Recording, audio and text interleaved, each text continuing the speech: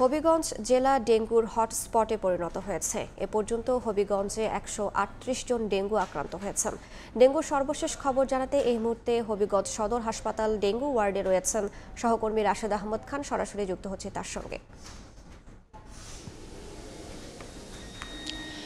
হবিগঞ্জে dengue হটস্পটে পরিণত হয়েছে। বিশেষ করে সিলেট বিভাগের মধ্যে হবিগঞ্জ বিশেষভাবে ডেঙ্গু আক্রান্ত হয়েছে এবং স্বাস্থ্য বিভাগ এ নিয়ে অনেকটা আশঙ্কায় রয়েছেন।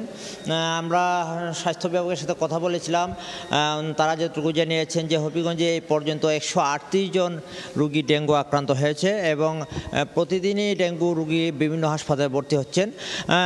স্বাস্থ্য অধিদপ্তর আমাদেরকে যে তথ্যগুলো জানিয়েছে যে আসলে হবিগঞ্জের সাথে ঢাকার যোগাযোগ অনেক বেশি এবং হবিগঞ্জের একটি শিল্পাঞ্চল রয়েছে, এখানে প্রচুর শ্রমিকরা এখানে কাজ করে, যে কারণে ঢাকার সাথে এখানে যে যোগাযোগ আসা যাওয়া মানুষজনের যে আসা যাওয়া বেশি এবং এই কারণে ডেঙ্গু সংক্রমণটা এখানে বেশি।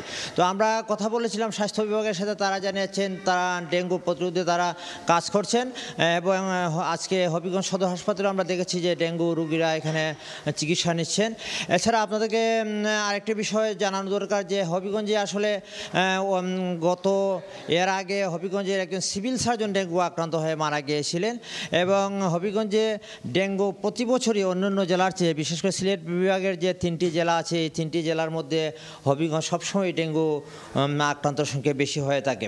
তো আমরা কথা বলেছিলাম হবিগঞ্জের যে সিভিল সার্জনের সাথে, তিনি জানিয়েছেন যে তারা তাদের সাধ্যমতো তারা চেষ্টা করছেন ডেঙ্গু রোগীদের চিকিৎসা দেওয়ার এবং সচেতনতার জন্য তারা চেষ্টা করছেন, বিভিন্ন সভা সেমিনার করে চেষ্টা করছেন যাদেরকে সাধারণ মানুষকে সতর্ক করা যায়। এছাড়াও হবিগঞ্জের যে বিভিন্ন তত্ত্বাবধায়ক আছেন সদর হাসপাতালের, তিনিও জানিয়েছেন যে আসলে ডেঙ্গু যে আক্রান্তর যে রোগী, এই রোগীদেরকে মশারির ভিতরে রাখা এবং যেভাবে এইখানে যতটুকু সাবধানতা অবলম্বন করে রাখা যায় তারা চেষ্টা করছেন যে রোগীদের বিশেষ করে সতর্কতা এবং সচেতনতা তৈরির জন্য। আমরা কথা বলেছিলাম এখানে ডেঙ্গু যারা আক্রান্ত আছেন তারা অনেকে জানিয়েছেন যে আসলে তারা অনেকে আছেন 3 দিন 5 দিন এবং 7 দিন এখানে হাসপাতালে ভর্তি আছেন এবং তারা জানিয়েছেন যে তাদের চেষ্টা, তাদের যে এখানে হাসপাতালে তারা ভর্তি আছেন তাদের চিকিৎসা যতটুকু দরকার তারা চিকিৎসা পাচ্ছেন। বিশেষ করে যারা এখানে হবিগঞ্জ সদর হাসপাতালে ভর্তি আছেন তাদের যতটুকু চিকিৎসা দরকার তারা জানিয়েছেন চিকিৎসা পাচ্ছেন।